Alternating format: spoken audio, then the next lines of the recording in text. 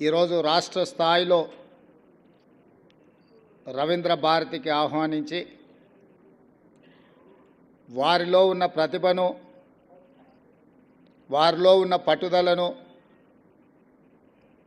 ఈ వేదిక ద్వారా లక్షలాది మంది విద్యార్థులకు ఒక స్ఫూర్తినివ్వాలన్న ఆలోచనతో ప్రభుత్వ పాఠశాలల్లో ఉన్న విద్యార్థులు రాణించగలరు అని చెప్పడానికి కార్యక్రమాన్ని ఏర్పాటు చేసి ఈ కార్యక్రమంలో మా విద్యాశాఖ అధికారులతో పాటు ఎమ్మెల్సీ రఘోత్తమ్ రెడ్డి గారు, వేం నరేందర్ రెడ్డి గారు, మాజీ అడ్వకేట్ జనరల్ ప్రకాష్ రెడ్డి గారు,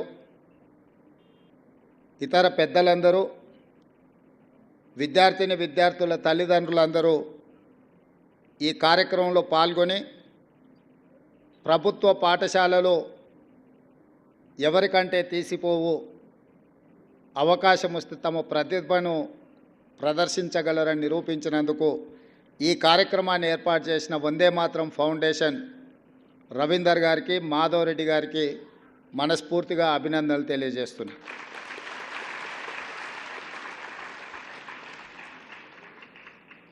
వాస్తవంగా ఇలాంటి కార్యక్రమాలను రాష్ట్ర ప్రభుత్వ పరంగానే అధికారికంగా నిర్వహిస్తే బాగుండేది.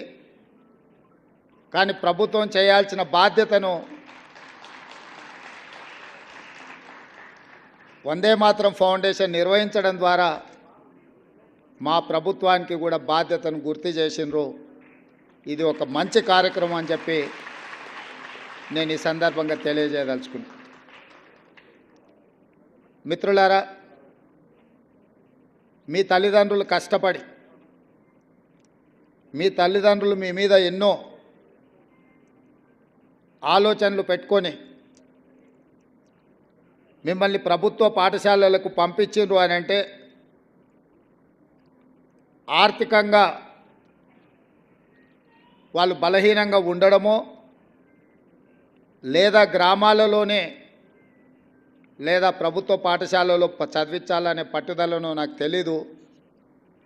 ఏది ఏమైనా ప్రైవేట్ పాఠశాలలతో పోటీపడి ప్రభుత్వ పాఠశాలలో చదువుకుంటున్న మీరు ఈ రకంగా రాణించడం ఇది ప్రభుత్వానికే గర్వకారణము. నారాయణ కాలేజీలో ర్యాంకు సాధిస్తే నారాయణ గారు ఫోటో దిగి ఈ విద్యార్థులు నా కాలేజ్ అని చెప్పుకుంటాడు. ప్రభుత్వ పాఠశాలలో మీరు ఈరోజు రాష్ట్ర స్థాయిలో రాణించి ప్రతిభను చాటితే ఈ ప్రభుత్వం నాది, నా ప్రభుత్వంలో చదువుకున్న విద్యార్థులు మీరు రాణించిందంటే మీరందరూ మా విద్యార్థులు. నారాయణ, చైతన్య లాంటి ప్రైవేట్ కార్పొరేట్ పాఠశాలలతో కాలేజీలతో మా విద్యార్థులు కూడా పోటీ పడగలుగుతున్నారు అని అంటే అది మా గౌరవానికి గుర్తింపు. ఇందులో మా ప్రయత్నం పెద్దగా లేకపోయినా,